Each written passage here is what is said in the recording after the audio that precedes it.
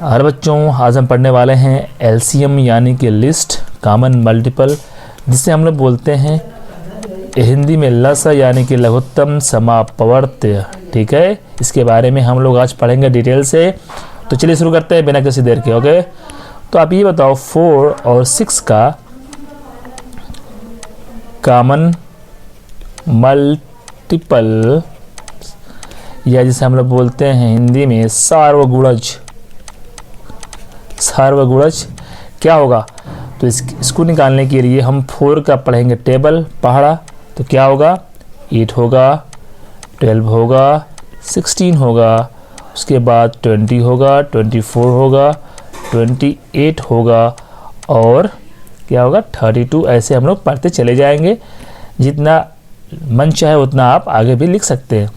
अब लिखेंगे 6 का 12,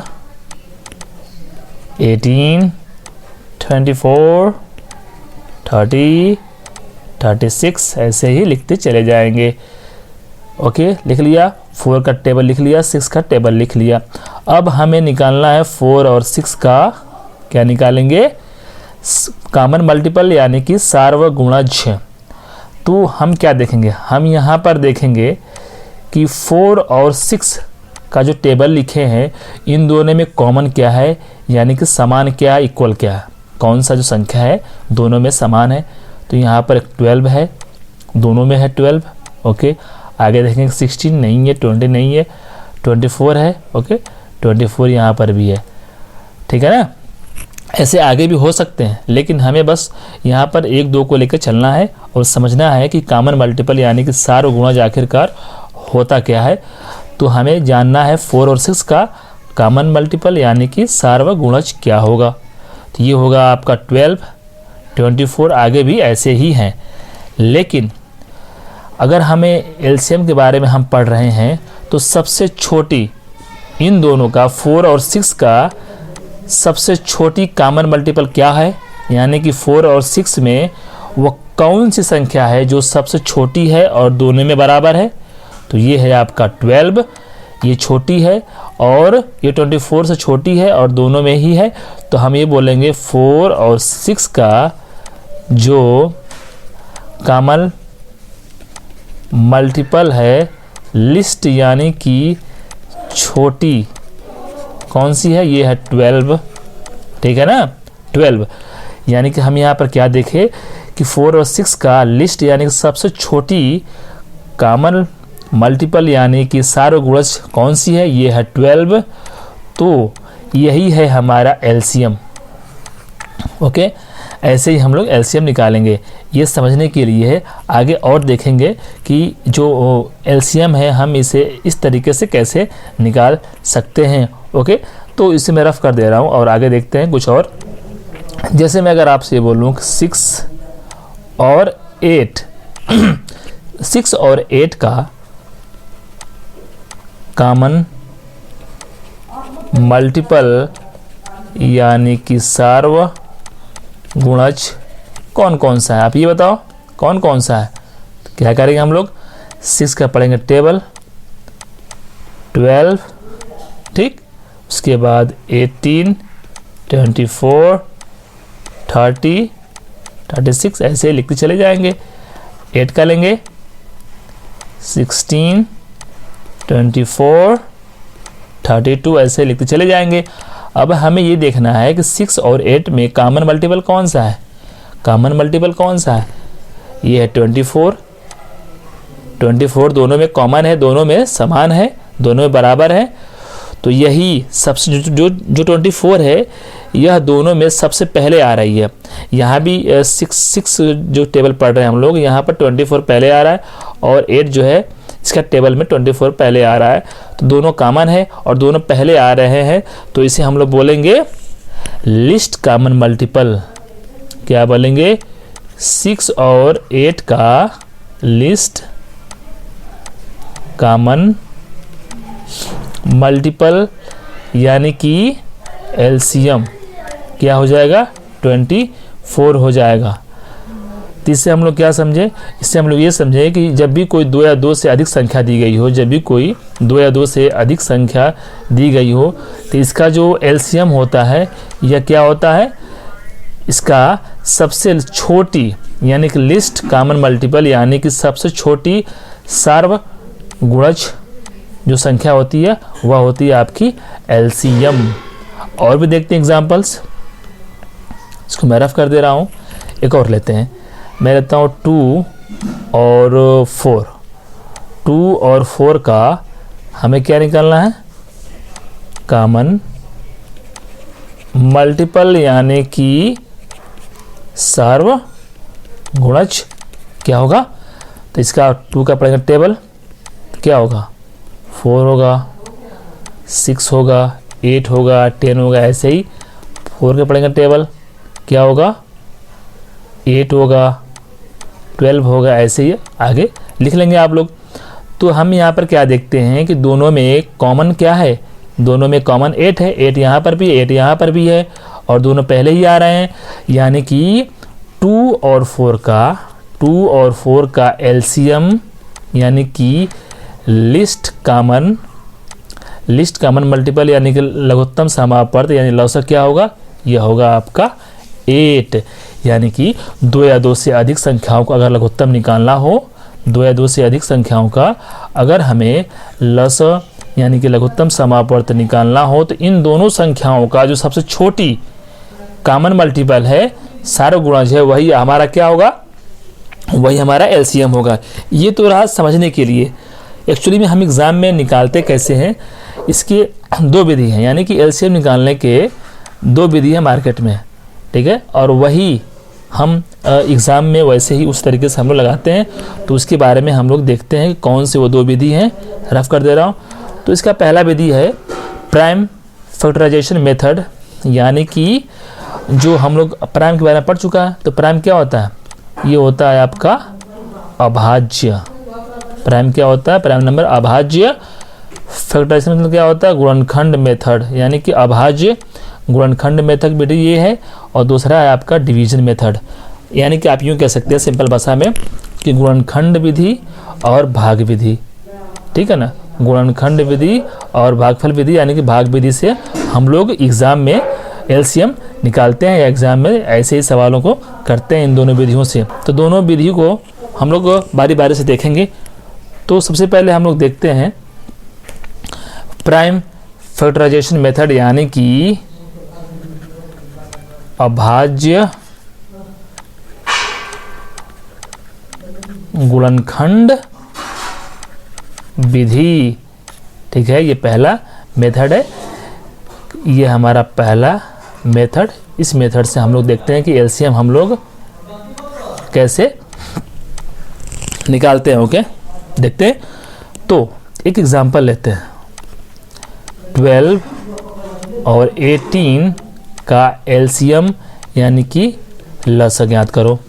तो कैसे निकालोगे आप लोग, प्राइम फैक्टराइजेशन यानी कि अभाज्य गुणनखंड विधि से हम लोग 12 और 18 का लस कैसे निकालेंगे। तो क्या करेंगे हम लोग, सबसे पहले हम लोग 12 और 18 का गुणनखंड निकालेंगे। क्या निकालेंगे, गुणनखंड। और हमने आगे सीख चुका है कि गुणनखंड कैसे निकालते हैं। तो 2 से डिवाइड करेंगे, क्या बच जाएगा, 2 छक्के 12, ठीक। 2 से 2 3 6, यहाँ 3, यहाँ पर 1। ओके, आशा करता हूँ आप लोग ऐसे गुणनखंड निकाल सकते हैं। ओके, फिर यहाँ पर 2 9 3 3 3 1, क्लियर हुआ। तो यहाँ पर हम देख सकते हैं कि 12 का गुणनखंड कितना आया, यह आया 2, ठीक। फिर 2 और 3, 2 इंटू 2 इंटू 3। 18 का कितना गुणनखंड आया, यह आया 2 3 3, यानी 2 इंटू 3 इंटू 3।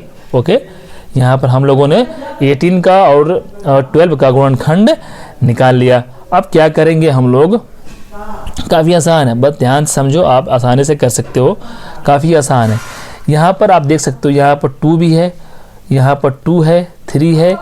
ये दोनों क्या है, 2 और 3 क्या है, 2 और 3 एक अभाज्य संख्या है, अभाज्य संख्या है, इसी हम लोग बोलते हैं अभाज्य गुणनखंड विधि, क्योंकि हम लोग बस अभाज्य गुणनखंड जो होते हैं उन्हीं को लेते हैं। जैसे 2 हो गया, 3 हो गया, 5 हो गया, 7 हो गया, 9 हो गया, 9 नहीं होगा यहाँ पर, 11 हो गया, 13 हो गया और 17 हो गया। ऐसे संख्याओं को लेते हैं जो अभाज्य संख्याएं होती हैं। तो यहाँ पर 2 और 3 क्या है, अभाज्य संख्याएं हैं। तो क्या करेंगे हम लोग, क्या करेंगे, यहाँ पर देखेंगे 12 गुणनखंड क्या 2 2 3 है, 18 का है गुणनखंड 2 3 3। तो यहाँ पर 2 जो है, यहाँ पर 2 जो है 12 वाले में 2 जो है 2 बार आया है, आया ना, और 18 में 2 जो है 1 बार आया है। तो जो अधिक बार आया है उन्हीं संख्याओं को लेते हैं, यानी कि एलसीएम क्या हो जाएगा आपका, जो 2 है अधिक बार आया उसी को लेंगे। तो 2 × 2, यहाँ पर देखेंगे 3 है, यहाँ पर 3 1 बार है, यहाँ पर 3 2 बार है। तो जो अधिक बार संख्याएं होंगी उन्हीं को लेंगे, इंटू 3 × 3। अब इसे हम मल्टीप्लाई कर देंगे तो क्या हो जाएगा, 3 3 9, 9 दूनी 18, 18 दूनी 36। यानी कि हम ये कह सकते हैं कि जो लसा है 18 और 12 का क्या आ जाएगा, 36 आ जाएगा। ऐसे ही एक और एग्जाम्पल लेते हैं, मैं इसे रफ कर दे रहा हूँ। जैसे एक एग्जाम्पल और लेते हैं, एग्जाम्पल नंबर 2, 24 और 90 का लसा यानी कि एलसीएम लसा क्या होगा। ओके, अगर कहीं डाउट हो तो आप कमेंट बॉक्स में कमेंट करिए और पूछ लीजिए कि यहाँ पर डाउट है। आगे देखते हैं। तो क्या करेंगे, सबसे पहले क्या करेंगे, 24 का हम लोग करेंगे फैक्टर, और करेंगे किसका, और करेंगे 90 का करेंगे फैक्टर। मैं यहाँ पर फैक्टर कर दे रहा हूँ, ठीक है। 24 है तो यहाँ पर 2 से डिवाइड करेंगे, 12 6 3 3 1।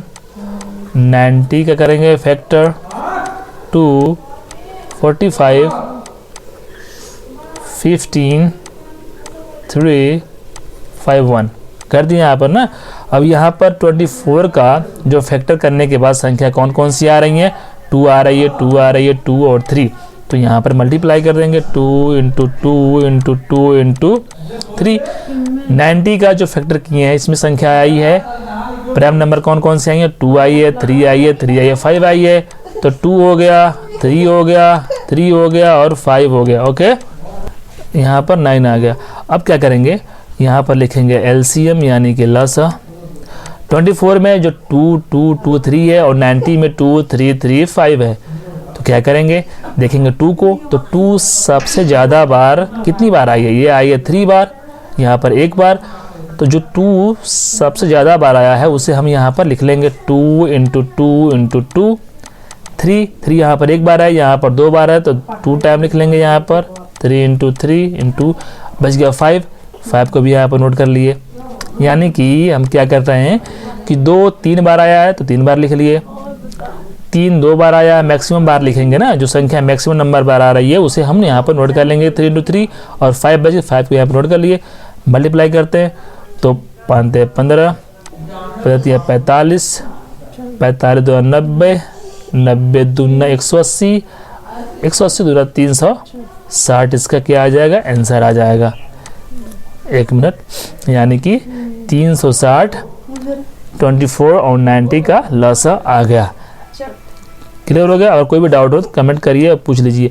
डिवीज़न मेथड यानी कि इसे हम लोग भाग विधि बोल सकते हैं।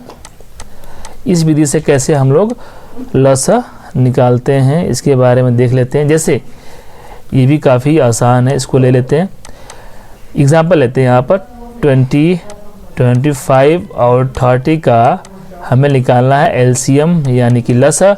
हमें ज्ञात करना है डिवीज़न मेथड से, हमें निकालना है डिवीज़न मेथड यानी कि भाग विधि से निकालना है। तो क्या करेंगे हम लोग, यहाँ पर लिखेंगे 20 25 30। ओके, यहाँ पर लाइन खींच लेंगे। तो क्या 2 से सबसे पहले डिवाइड करेंगे, 2 10 हो गया, 25 2 से नहीं कटेगा तो उतार देंगे ऐसे ही। 30 2 से कटेगा, 50 बार जाएगा। उसके बाद चेक कर लेंगे यहाँ पर कोई संख्या 2 से कट रही है कि नहीं, यहाँ कट रही है। फिर 2 से यहाँ पर भाग देंगे, ये जाएगा 5 टाइम, 25 2 से डिवाइड नहीं होगा, 15 2 से डिवाइड नहीं होगा, ऐसे उतार देंगे इसको। फिर ट्राई करेंगे 3 से, कोई अब ट्राई करेंगे 2 से कोई संख्या कट रही है कि नहीं, तो कोई संख्या 2 से नहीं कट रही है। फिर ट्राई करेंगे 3 से 15 कट जा रही है तो उसे 3 से डिवाइड करेंगे, 5 नहीं कटेगा, उतार देंगे, 25 उतार देंगे, 5 यहाँ पर हो जाएगा। उसके बाद फिर चेक करेंगे 3 से कोई संख्या कट रही है कि नहीं कट रही है, तो एक भी संख्या 3 से नहीं कट रही, छोड़ देंगे। फिर 5 से चेक करेंगे, 5 यहाँ पर 1, यहाँ पर 5, यहाँ पर 1, फिर यहाँ पर 5, 1 1 1। यहाँ पर लिखेंगे एलसीएम, जितनी भी यहाँ पर संख्याएं हैं सबको मल्टीप्लाई कर देंगे, 2 × 2 × 3 × 5 × 5, इसको मल्टीप्लाई कर देंगे 25, और 25 4 100, 300 इसका आंसर आ जाएगा। एक और एग्जांपल लेते हैं इस विधि से, ये काफ़ी आसान है। एक और एग्जांपल लेते हैं इस विधि से हम लोग। ओके, चलिए लेते हैं एग्जांपल नंबर 2 लेते हैं। 25, 36 और 12, इसका एलसीएम कितना होगा? तो इस विधि से निकालने के लिए 25, 36, 12 ऐसे लिख लेंगे। उसके बाद यहाँ पर भी लाइन ड्रॉ कर लेंगे। क्या करेंगे, सबसे पहले 2 से डिवाइड करेंगे, चेक करेंगे कोई संख्या 2 से कट रही है कि नहीं, तो यहाँ पे कट जा रही है। अगर कोई भी एक संख्या 2 से कट जा रही है तो 2 से डिवाइड करेंगे, यहाँ पर 25 कटेगा नहीं, उतार देंगे, 36 18 हो जाएगा, 6 हो जाएगा, 2 25 9 3। अब चेक करेंगे कोई संख्या 2 से कट रही है कि नहीं, नहीं कट पा रहे तो 3 से चेक करेंगे, 3 25 3 1, फिर 3 से चेक करेंगे, 25 1 1। अब यहाँ पर 5 5 1 1, उसके बाद 5 1 1 1। यहाँ पर लिखेंगे एलसीएम, जितनी भी संख्याएं प्राइम नंबर्स आई हैं सबको मल्टीप्लाई कर लेंगे, वो हमारा लसा हो जाएगा। एलसीएम हो जाएगा 2 × 2 × 3 × 3 × 5 × 5। मल्टीप्लाई करने के बाद कितने आ जाएगा, 5 5 25, 25 चौको 100, 100 और 3 3 9, यानी कि 900 इसका एलसीएम आ जाएगा। ओके, तो ऐसे आपने देखा 2 विधि। पहला है आपका डिवीजन मेथड, इस विधि से कैसे निकालते हैं लसा एलसीएम, और एक देखा हम लोगों ने प्राइम फैक्टराइजेशन मेथड, यानी कि जिसे हम बोलते हैं अभाज्य गुणनखंड विधि, हम लोगों ने देखा। ये दोनों विधि से आप एलसीएम को निकाल सकते हैं आसानी से और एग्जाम में नंबर को गेन कर सकते हैं। और कोई भी डाउट हो आपको समझने में तो आप कमेंट करिए और बताइए कि यहाँ पर हमें डाउट है।